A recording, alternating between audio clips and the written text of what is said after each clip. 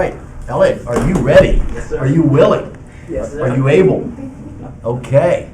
All right.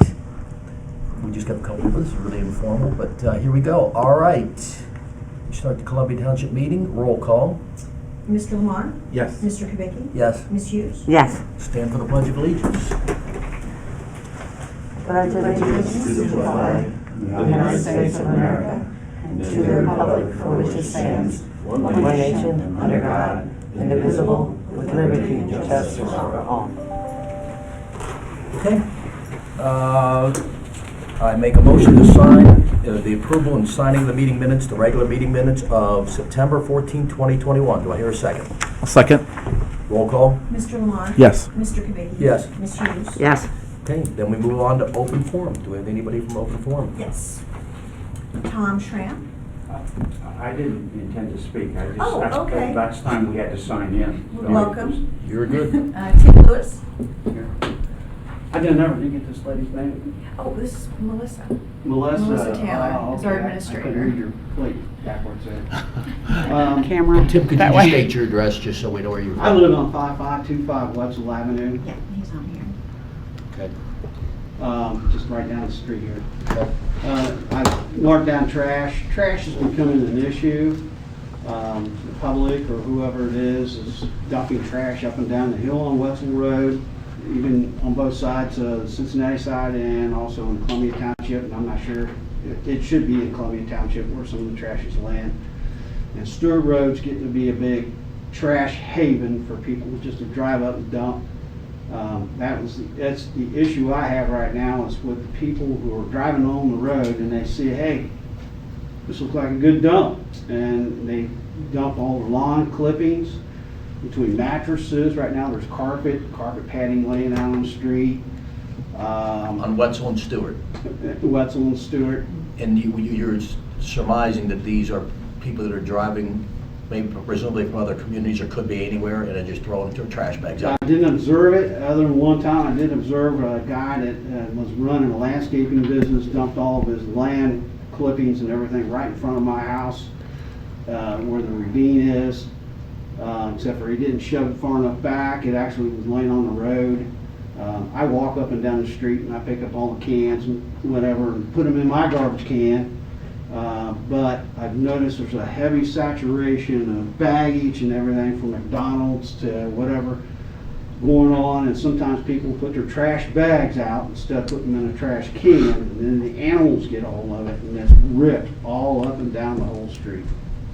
So, I mean, it's not looking good for the neighborhood. I don't want to see it. Neither do we. And the carpet and stuff like that is beyond my size to pick it up. I'm 65 years old.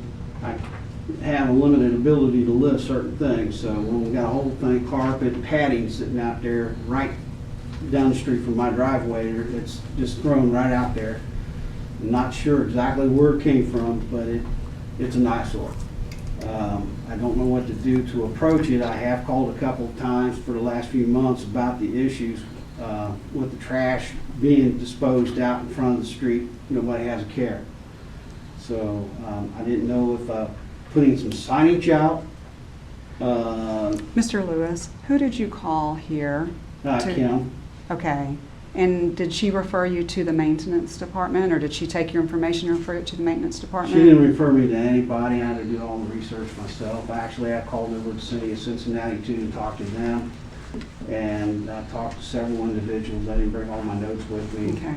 I just came from a union meeting myself, So I can help you on the two items. So Lauren is now answering the phones here. Okay. She started I in also June, talked to Lauren, too. so Kim is not. Yeah.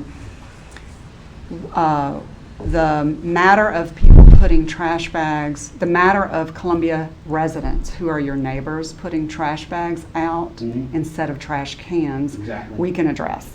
Yes. So what we will do is send a letter to the residents along Wetzel, Sure. reminding them that they are required to put out a trash can that has a lid in order for Rumpke to pick up their service. That's part of the contract with Rumpke. Yes. On the litter problem, which is a separate problem, Wetzel Avenue and Stewart Road, and all of my staff know this as well, are county roads. We don't do litter pickup in other jurisdictions. So when the county has a regular litter pickup program, as well on US 50, even though you didn't mention it, but it's an example of a route that another company, that another entity owns. So ODOT owns US 50, and they have a regular litter pickup schedule. The county owns Wetzel and Stewart and Plainville and a number of other roads in the township. The township owns roads inside the neighborhoods. And so what we do when someone calls us, we have a protocol, and I see my staff do it on a regular basis. Whenever someone calls about a particular issue on a road, we determine whether it's a township road and we can take action on it, or whether it's another entity's road. And we will call the county or ODOT and say that there has been a litter pileup and would they please make an extra sweep. So that is how we handle that. And we'll be happy to do that tomorrow. John Cervisi and one of his crew members will do that. And so I'll be happy to check with Kim on what action she took after talking with you. Sure. We also have a log of all of the calls and such, and I've not seen that on that, so we'll make sure that we take care of that Yeah, for it's been you. a couple months and a lot of stuff is still sitting there. I noticed some of the houses were abandoned in Wetzel. I noticed there's a gray house that's been abandoned. There's trash sitting out in front. It's been sitting there for at least 4 months now. You know, and it's just. And it's on, so are you, well, I'll have the crew go up and down the road Sure. tomorrow and determine which houses have trash sitting out in front of them, and we can verify that those are Columbia Township houses versus City of Cincinnati houses. Yes. Unless you said you did the research and you already have that list. Well, I didn't do the research. I've been doing the research, trying to figure out who to get in contact with, you know, playing the tag team here, calling different people. And I didn't bring my notes, but like I said, that I have called the City of Cincinnati and asked them Okay. about their garbage and what they do with stuff. And I talked to a Brian, a Sergeant Brian, somebody I can't, from the Hamilton County Sheriff's Department, and also deals Works with for the him? trash. Correct, Works for you. right. Mhm. Ryan Peake, Corporal Ryan Peake, he's our environmental Exactly, investigator. and I talked to him for about a half an hour, and we discussed the issues that were going on with the situation. Why is this starting to happen again, and it's getting to be really obnoxiously terrible, you know? So, And what recommendation came from him out of that phone call? That I don't know. He was on it. I was not, so. He was on it. Yeah, was there any kind of recommendation? he didn't have any recommendations. I gave him a bunch of phone numbers and people that he asked about, and he was gonna make some phone calls and talk to the City of Cincinnati and see if we can get a little handshake. I live right on a corporation line, so there's gotta be a little handshake here that, you know, hey, just because it's on that side of the line, I don't see it. You know, that shouldn't be that way. You know, Columbia Township is jointed in over that line, so I think that I'm asking for help from the township to approach the matter and figure out what we can do to get some of this trash picked up, and maybe possibly put some postage signs out there, you know, no dumping, you know, penalty under law or whatever, what we can do to make it correct. That way, that you can enforce it. Right now, and people don't see anything, so they just think they can drive up and it looks like a good place, nobody's looking, they're gonna dump it. No, I get it, and. It's I a think- chronic I problem. think we're all looking, saying Yeah. that we hear you, this is the first time I've heard of it, we appreciate you coming, we'll be on it, and if you don't get the response you need, then call Melissa or call us, but I appreciate you coming. But I do know, Well, then we probably need to kind of move on this, but I mean, we will be on it, so it isn't that, I don't mean any disrespect, we just can't go on and on about this, we'll be on it. We are on it, and we're aware of it, and I appreciate your comment that what can we do to leverage our political muscle to go to other jurisdictions? I appreciate that. Yeah, You know, I'm just trying to make our neighborhood and my front door look like, I can totally it looks like a understand. nice place to be. All right, thank you for coming. Thank you. Appreciate it. Thanks, Tim. Okay, anybody else sign That in? is all I have. Okay, then we move on to reports. Let's go with the fiscal officer's report with Ms. Heekin. Thank you. September's report is the end of the third quarter of our budget year. The general fund ending balance is $3,192,276, which is a decrease of 2% from August. The restricted fund ending balance is $6,231,928, which is down 2% from August. Combined, these funds total $9,424,204, which is a decrease of 2% from August.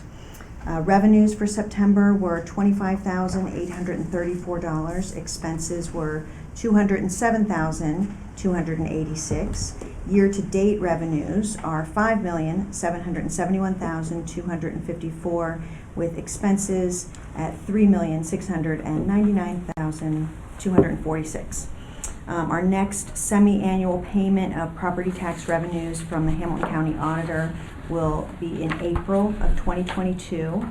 The voter-approved levy revenues do not fully cover the cost of the township's public services. Our JEDZ business revenues supplement the cost of services that exceed our property tax revenues. And thanks to Columbia Township's continued success in attracting and supporting businesses, we are able to provide the residents with exceptional services at lower and lower cost. And I'll add one thing to that. Yes. Which is the idea that, Melissa, you and I have talked about this in the podcast, that it's interesting to note that only 11% of the total revenues come from the residential property taxes. Correct. So that's Residents, not- period. All residential. All residential, period. Revenue. So, Yep. kudos to everybody involved, past, present, and future, to the fact that we are not so reliant on residential property taxes, and between the businesses, the Gen Z, the medical marijuana, it gives us a lot of latitude to do some great things, so. Okay, and we're doing them. Okay, that said, we move on to the road superintendent's report. Any questions about Mr. Cervisi's report or anything remarkable to report? I want to, oh, you go ahead. The bottom line? Yeah, I was going to, you can Go mention for the it. bottom line, I'll do something else. Go for it. This is a good time to promote that Mr. Cervisi was on our podcast, and so that's out. He was awesome. He's our most, as David says, our most popular employee. I love this part. As my neighborhood experiences flooding, as do other neighborhoods within the township, but crews clean each catch basin lids throughout the township before predicted heavy rainfall. They really try to, he mentioned on the podcast, Preventative. they look at the weather, and that's the main thing they can do to help, because we have hills, we have challenging streets, we have lots of environmental challenges which we can't control, but John and his team do a great job of predicting what will happen and get ahead of it. So they clean up the catch basins, they do a lot of stuff like that, and I just wanted to commend them from that, in addition to what you're going to say. The township crew participated in a rodeo which gauges driver skill in an obstacle course that is timed.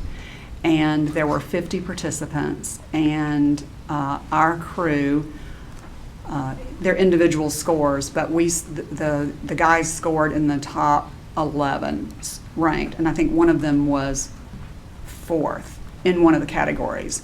So All of them on the top 11, yeah. So, yeah, top 11. So we have really strong drivers, which translates into safety for our auto liability and That's how they Yeah. miss and dodge cars when they're on the yes, streets. absolutely, on icy and snowy roads. And for a deeper dive into John Cervisi, the legendary John Cervisi, there's a podcast that Brian and Melissa and I did the other day.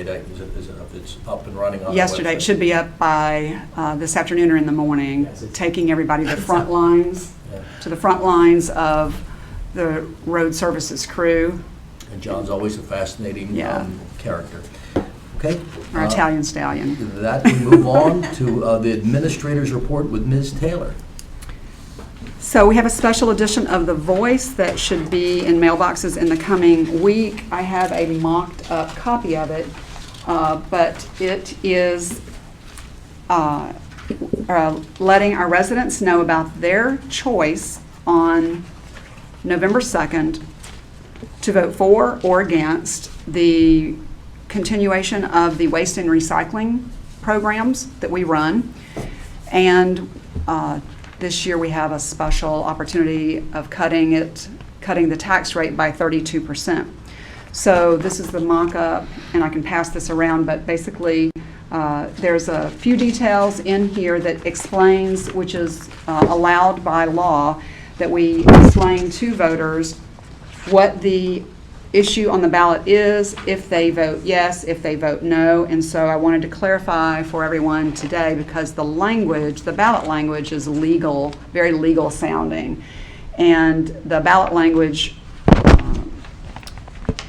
has two options: vote for the levy, vote against the levy. And so often people think vote for a levy means vote for a tax increase. But thanks to the leadership of this board and the strong finances, which we talk about in each meeting, this time a vote for the levy means that the services will continue, both the yard, brush services, leaf removal, starting leaf removal next week, Christmas tree pickup, all of the different services that are described in the Voice Special Edition. But a vote for the levy is a vote to cut the levy. And a vote against the levy means that we will discontinue the services for yard pickup. And also, there's a second component of that. We will terminate our contract with Rumpke. It's a discounted contract because we bid all 1,600 households, and we get a discounted rate for the weekly trash and recycling pickup. So we have an option in the contract that allows us to discontinue that in the event the waste district levy is not continued. And then each of the homeowners would call Rumpke to set up an individual account at Rumpke's regular market rate. So again, look for kind of a clearer explanation in your mail coming. Will look like this, and give some interesting stats on the amount of materials that we pick up and that we also recycle, and it's really significant what we keep out of plastic bags. And I would just personally like to say, even though I no longer live here, I used to live here for many years, the township where I live now, every week when my neighbors put out their trash, their yard debris, their leaves, their branches from storms and things, they're in plastic bags. And it kills me. I get in my car and I drive here and I send out the crews every day, weekly, for special pickups or other regular pickups. And it's all taken away, takes all the hassle off the homeowners, and it's taken and chipped and recycled. And it does not go in plastic bags, and it does not go into landfills. So it's really hard for me to drive past those big piles of plastic bags during my trash week, knowing that I lived in this community and had this opportunity, and it's such a low cost. So, but again, it just helps explain to the residents what their options are, and invite everybody to look for that. If I could just add to that, because I'm more of a simpleton, we're doing the unheard of. We're actually lowering taxes to how many years ago's tax rates? 10 years, we're rolling back 10 Rolling years. back taxes, and again, it goes back to some things Caroline talked about, the newfound sources of revenues.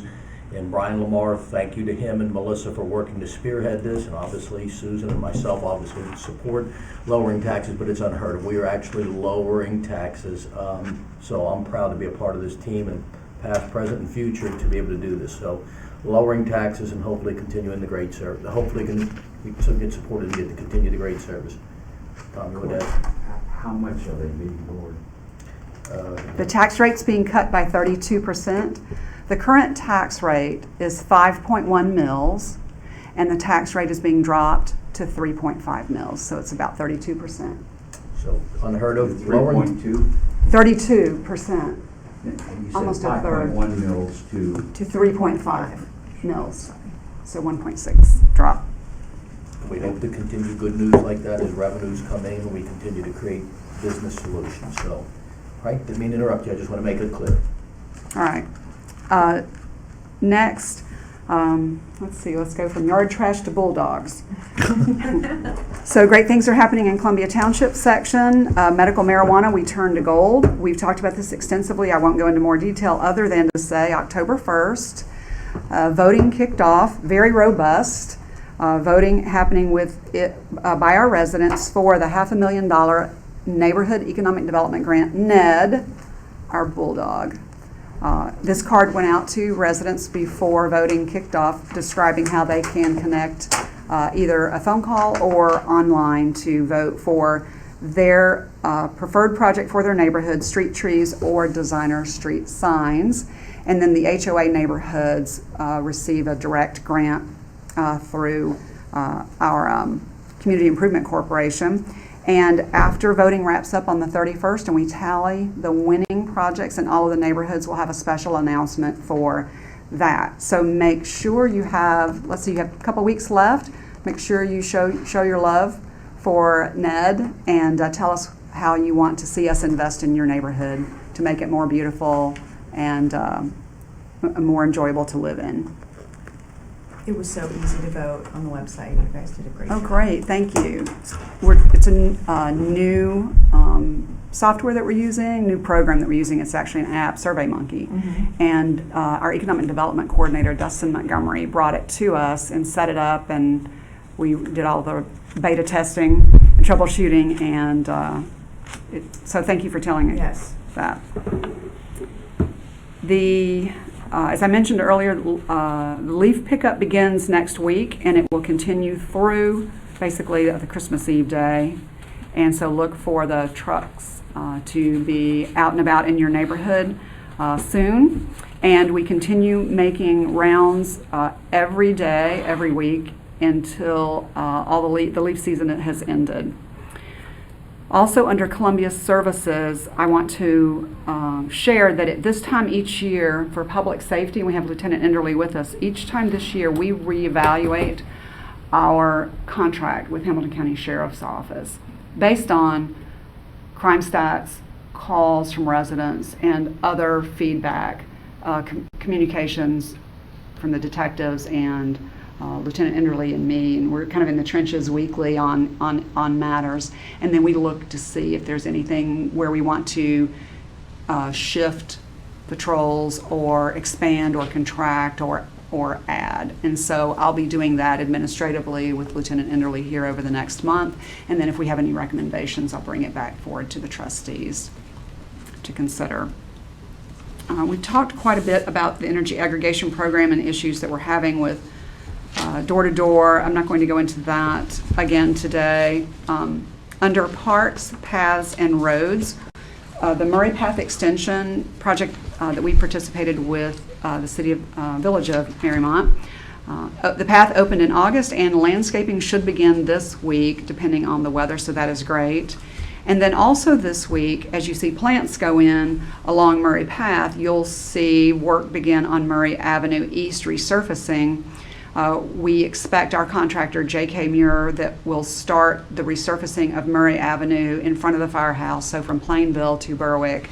The contractor will grind down the existing street, and then will repair the base, and then we'll come back in and repave. Probably wrap up by next week. We are posting no parking signs, and the contractor is going door to door to all residents and businesses to let them know about the project. We do not anticipate any road closures. And so I just learned, someone else may have known it who is much better at running than I am, but October 31st, the Flying Pig will be run, and they are going to be running down our newly resurfaced Murray Avenue. So glad we got that project in just in time for them, because it is not safe for bicyclists or pedestrians in its current condition.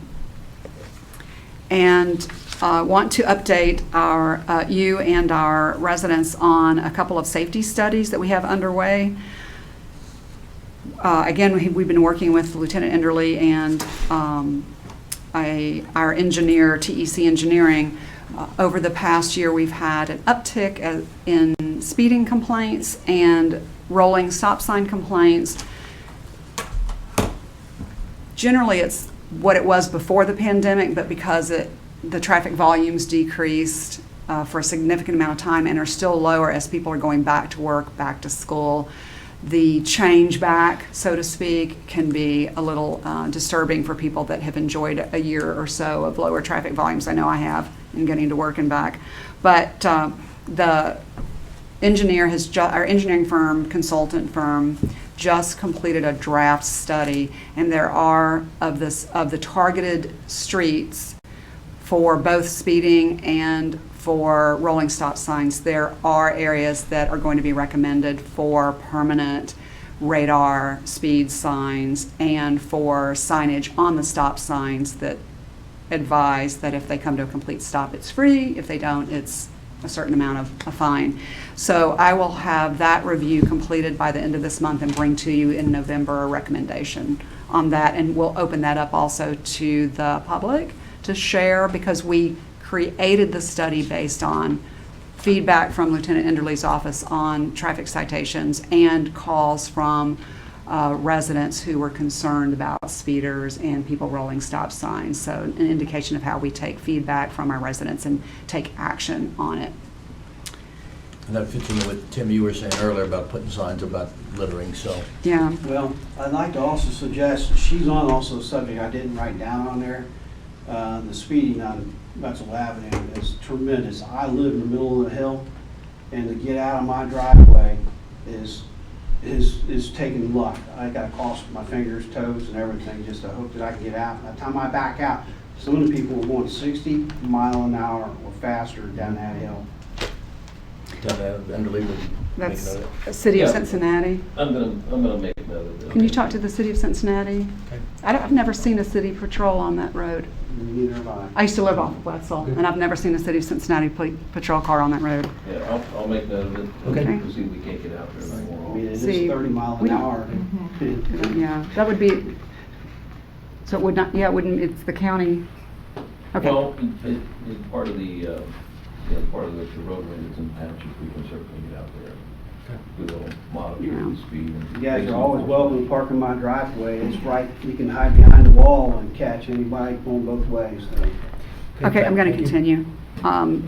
Plainville, the Plainville Road Pedestrian Study, I've already announced. The trustees awarded a contract to A&A Safety to upgrade the crosswalk on Plainville at Grace, and also will be doing striping at Cambridge. The second piece of the effort to improve pedestrian and cyclist safety and slow traffic down through that Plainville corridor as our businesses grow there is to lower the speed limit to match the speed limit on the Marymount side. And we just gained approval from the two agencies, the County Engineer's Office, again, County Road, and also ODOT, which has a regulatory oversight over speed studies and speed decisions, even on non-ODOT roads. So we received in the past month, since our last meeting, we received approvals to lower that. So by the end of the year, we will have the speed limit lowered in that corridor, as well as the contractor will, if all the materials come in for the new crosswalk, we will have new flashing beacons at that crosswalk as well. Not to argue with you, but it has been lowered already. Oh, it has? Yeah. Okay. Did I not think know Labor that. Day, around Labor Day, it was lowered, so they moved So really So the quickly. county then did the install on the signs? Yes. So, okay, that is great news. Yeah. Glad to hear that. Yeah, it's awesome news. People that work and live there are very happy about Good. that. Thank you for telling me that. Yeah, if John puts the signs up, I know about it before he walks out The the door. county- So yeah, I'm the glad to county know did that it. the county did that, because that's, as we said, that's their road. Last item under our parks, paths, and roads that I want to mention is, and I've said this before, that we are nearly complete on the 10-year capital plan for all of our next road improvements, and look to have that conversation with you at a work session before one of the upcoming trustee meetings over the next couple of months. JMA did a phenomenal job. It was nearly a year-long process, and the majority of roads are in Madison Place because they've not been qualifying for grants through the state's program. And so by setting up the tax increment financing program with the Woostie expansion, we were able to create this new pot of funds that will help us now start knocking down new road construction in Madison Place, as well as there are some projects in other neighborhoods as well. But my theme on that is more roads faster, and we are already in process for that starting in 2022. We love our businesses to close. We're still waiting for survivor. No, we don't Go ahead. love our businesses to close. You're going to close. We love our businesses. Sorry, to close, touche, to close. We love our businesses, love Okay. that. Cervati's Bakery is not opened yet, unless, Brian, you have an insight on things. I drove by there yesterday, and there's no Okay. Cervati sign up. Okay, great, Get your tool belt out and get it done. great. And the Lowe's at Ridge is received approval from Hamilton County Planning and Zoning to add a tool rental. Separate building attached to the existing building at Ridge and Highland. Anything that is a major tool or piece of equipment in Lowe's, you will be able to go in and rent instead of purchasing. And so I always joke that Lowe's is my kind of my preferred jewelry store. So if I had a chance to buy anything, I buy tools. So they received approval from Hamilton County Planning and Zoning for that. And then also there's a proposed Big B Coffee on Wooster Pike at the former A1 Dry Cleaners next to Walgreens. And my understanding is that that was approved as well, but I don't have the final Okay. document back on that. That's my report. Okay, great. Very good. Any Thank questions? you. Okay, with that, any questions about the economic development report? I think we kind of got it, what we love our businesses Yeah. not to close. Dustin will be here. Dustin Montgomery will be here. Typically, he would be here this quarter, but Lauren and I have been so heavily involved in the launch of the NED that we're pushing that off until he'll be here next month. Okay, with that, we move on to the police report. Just a couple things to add. Once again, going to remind all the area residents of the DEA National Drug Take Back. Once again, we're going to be participating in that, and that is going to occur on Saturday, October 23rd. Area residents can bring their unused prescriptions to Silverton's Administration Building, 6943 Montgomery Road in the village of Silverton between 10 a.m. and 2 p.m. and we can dispose of that. They can visit the DEA's website for additional information. And one other item, I am hoping to have my replacement here at next month's meeting so I can introduce him to the board.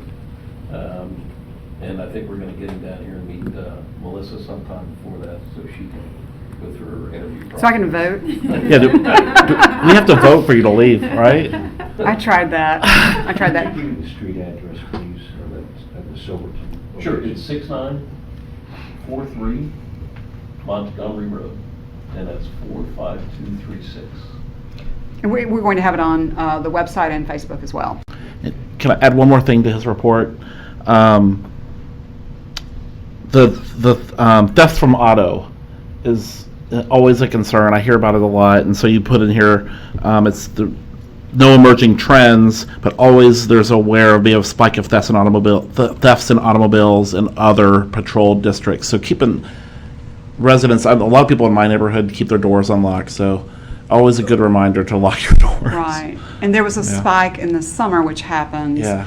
And when Lieutenant Enderle already reported on this in a prior meeting, but it came up in the sheriff's report that the factor driving that or contributing to that is that people leave valuables visible and their doors unlocked, and that was the case. So we had some things circulating around that we don't have sufficient patrol coverage in Madison Place, and because look at this rash of thefts, and when they took a look at it, it was, well, yes, I had doors unlocked, and well, yes, I had valuables visible. So that's a good thing not to. And the other great thing about the report is that Columbia Township has a low volume of crime compared to other Hamilton County patrol jurisdictions. Yeah, I like reading that. Yes. Always nice. Okay, next we move on to the Little Miami Joint Fire and Rescue District report, as well as any new report about Deer Park, Silverton, as well with Mr. Lamar. Two things. One is I had lunch with Chief Timmers, and he's retiring in the next few weeks. And I wanted to mention that publicly, that he served Fairfax, Madison Place, and then the Little Miami Joint Fire and Rescue District for, I think, 44 years. And so it's a big loss for the community, especially for the Fairfax, our partners in Fairfax. So I want to mention that. If you know Terry, go say hi, send a note to him. He's still around. He's still young. He looks great for. He doesn't look 44. Doesn't even look 44. He doesn't even look 44. Yeah, so I wanted to mention that, and I know a lot of people love Terry, Chief Timmers. And then I wanted to mention the district. We sent a note out to the Ridgewood residents, and we know that the Village of Gulf Manor, who is a partner of ours and has been in part of the Little Miami Joint Fire and Rescue District for a few years, they have to make a decision soon on their future of that firehouse and their membership in the district. And I wanted to point out that depending on what they do, Columbia Township and Fairfax will also have to make a decision. And we've been aware of this and planning for this for well over a year and a half before I became a trustee. And so we have options. We're prepared for this. We can't really talk about it until certain things happen because of mediation agreements. So hopefully once Gulf Manor makes a decision, we will quickly make a decision, and then we'll have some public discussions about it. At that point, we'll be able to do it.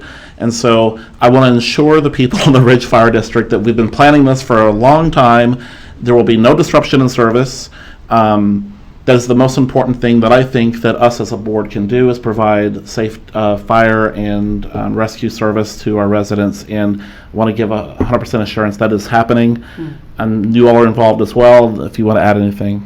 One thing I'll add is I know some things have been discussed with Marymount's council and some of their public meetings as far as what we're doing over in the Fairfax and the Little Miami. And one thing I'm proud of is this community, Columbia Township, is financially sound, and we will not allow anything to not succeed, especially when it comes to safety services. We'll properly fund whatever is necessary to make sure our safety services are on par and top of their game, and appreciate everything everybody's doing, all the first responders, the firemen. So a lot of this is political stuff, but we're strong financially. We will make sure that we provide great safety services to all parts of Columbia Township. And Fairfax is great financially as well. As well. And Fairfax is strong. Two of the financially. strongest in the county, Yes. the original members, and will be the members. And that should not be underscored with all the drama that's going on in some other communities. That said, so as deep as I'll go for now. Next, we move on to trustees' reports. Do we have anything to report? We'll start with Brian.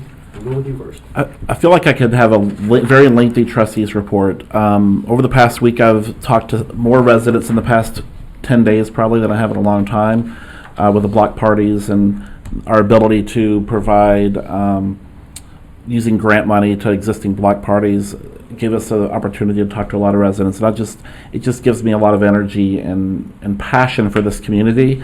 We have a lot of great residents in this community, and I just wanted to mention that it's been great talking to a lot of new people I've never met before. And so I love working in the township that can help. We're so fiscally responsible, and we're so creative with how we can provide resources to the community. And it's just, I see things happening in Columbia Township that don't happen elsewhere. I'm just really proud to be part of that. So that's all I really want to mention. I've been in quarantine. I don't have a report. Right. And I would echo what Brian said. It's just exciting with the new addition of even Lauren Allison. She's coming out working the weekends and always a bright smile and a bright face, bringing food out to Ridgewood. And I know we did the same over in Marymount Landing. And in the past we've done stuff with Williams Meadow. Walton Creek Village and just trying to really bring all the these- neighborhoods that and contact obviously us. all the events we throw over in Madison Place, it's all just trying to create a sense of community. It's hard for us to do it in one central place and bring everybody together, so we've kind of gone to each community and try to bring them together. And I think when the firehouse is finished, then that might be the one central place that maybe we bring everybody together as one. But it's really exciting to see, and again, having the resources to do it, and having the creativity and the passion from Melissa, John Cervisi, his whole team, everybody involved, Lauren, Kim. It's exciting to watch, so fun stuff. Great time to be in Columbia Township.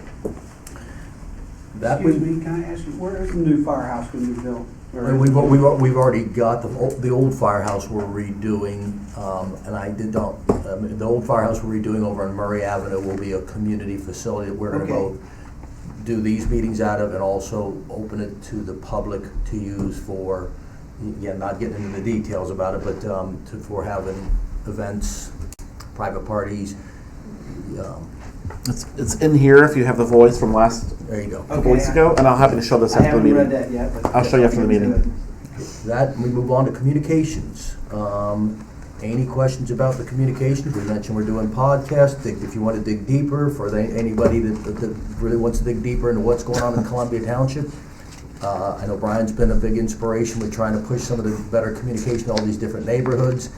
It's out there. If you want to take a deeper dive, go to our website, and we're going to continue to do more. And we want to hear from you what you want to talk about. If you've got an idea, we're wide open and ready to go. So. And we post on Facebook as well. So we post on the website when we do a monthly podcast. Like you've mentioned before, we had the 3 county leading women out. We've had Sheriff Charmaine McGuffey, and then we had Commissioner Denise Driehaus, and then this past month we had Bridget Kelly, and who went into a little bit of a dive on the Larry Householder matter. So you get a taste of Columbia, and you get a taste of Columbus, and in that one as well. So we look to bring, they're interesting and entertaining, and then as you said, John Zervisi, always a great character to talk to. It did yesterday, so that we do these the second Monday of every month, and then we post them typically by the Tuesday of the trustee meeting. So if you know when our trustee meetings are, you know that you can look for on the web or on Facebook our posts. And I want to give a shout out to ESP Media, our communications partner, because we moved to them expressly for the ability, for the expertise, and the technology to reach our residents in formats, short, medium, and long format, as well as video, audio, whatever you want from us. We're going to package it and give it to you as a resident, this in the way that works for you, not the way that works for traditional government. And I know that that's one of the things that you charged me with when you hired me almost 2 years ago. Unbelievable. I know, unbelievable. So thank you I want to do a shout out, filming today as well, to Rob Ebel and Elliot Ebel and of ESP Media for helping us continue to push our horizons on the different programming that we're doing to share terrific information. And also, as you said, we want to start bringing guests in from the community, and also topics that the community has identified. And so that's kind of our next phase. This was our inaugural year, and we were reaching out to some really interesting people that were state level and county level and then local level, and then we want to start hearing from the residents about who do you want us to bring in, and do you want to come in, and do we want to have a roundtable conversations as we grow this program and others. So thank you, ESP Media. And I think you guys aren't taking enough credit, Brian and Melissa, in terms of, when I hear ESP Media, who is all over and does a lot of these for all these different communities. So what we're doing is unheard of in terms of the level of communication and what we're bringing out to our residents. So kudos to you guys for spearheading. Susan for being a special guest at times, myself, you guys on every one of them. Maybe you'll find them interesting, maybe you won't, but it's out there. I'd love to add that I didn't know any of those 3 guests that you mentioned, Sheriff McGuffey, Denise Driehaus, or I knew Bridget Kelly and Denise Driehaus a little bit. And I would really encourage our residents to listen to those podcasts. They are very really genuine. Really good. When they would get there 15 minutes before the podcast, and we'd do just a brief prep, and we'd say, hey, any topic you want us to avoid, anything you don't want to talk about. They were open. We could have asked them literally any question. And did. And these are all 3 elected officials that represent most of our community, and I was really inspired by that. It was great. So I would encourage people to listen to that. Okay. Promoting our podcast. Okay, with that, we move on to resolutions. And Melissa, we're going to go right back to you since you are really ready to roll. So Follow instructions. On our resolutions this afternoon, we have 3. It's going to take more time to actually do the voting than it will for me to discuss the resolutions, because they're ones that we do routinely every year about this time. So quick voting. Okay, so the first one, accepting the 2022 amounts and rates as determined by the Hamilton County Budget Commission, authorizing the necessary tax levies and certifying them to the county auditor, dispensing with the second reading and declaring an emergency. Every year, we are required by law to pass a budget and submit it to Hamilton County in July.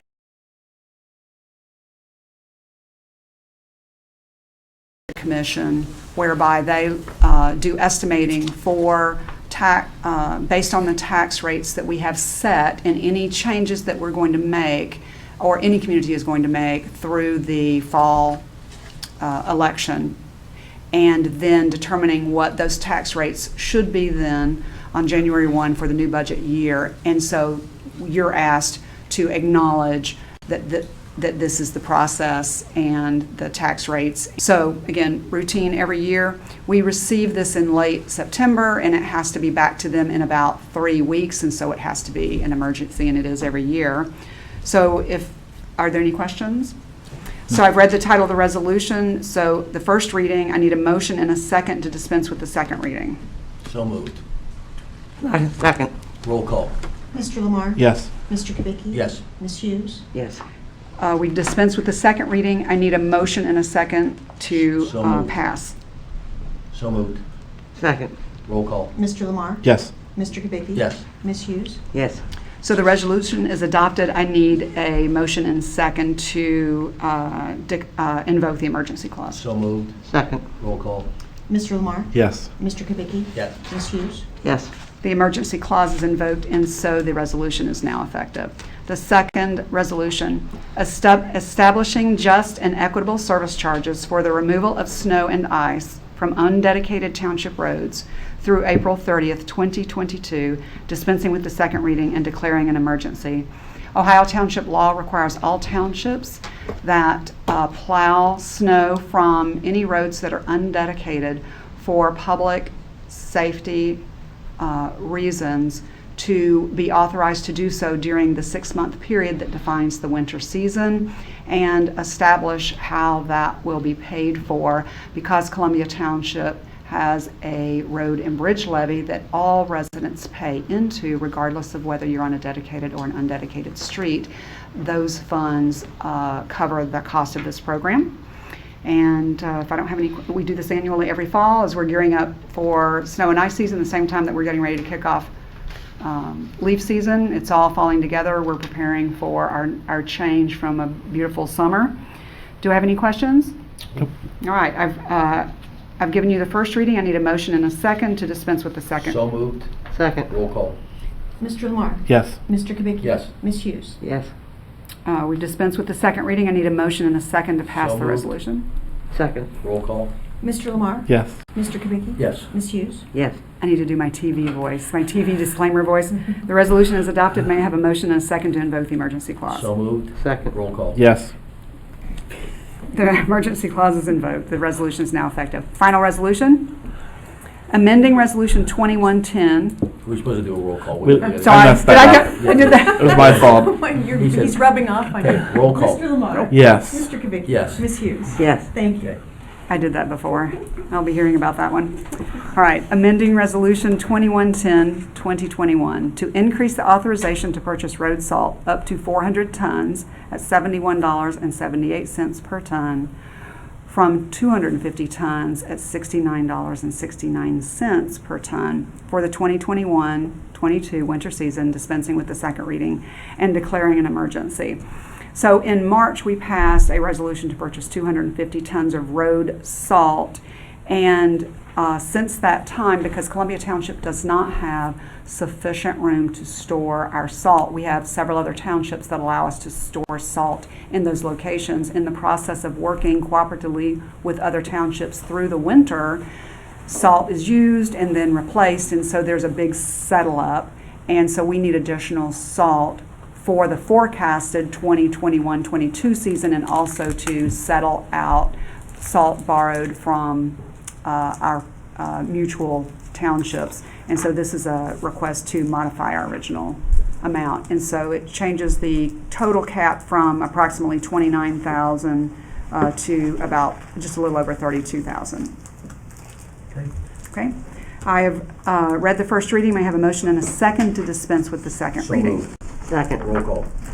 Mr. Lamar? Yes. Mr. Kubicki? Yes. Ms. Hughes? Yes. We've dispensed with the second reading. May I have a motion and a second to pass the So resolution? moved. So moved. Second.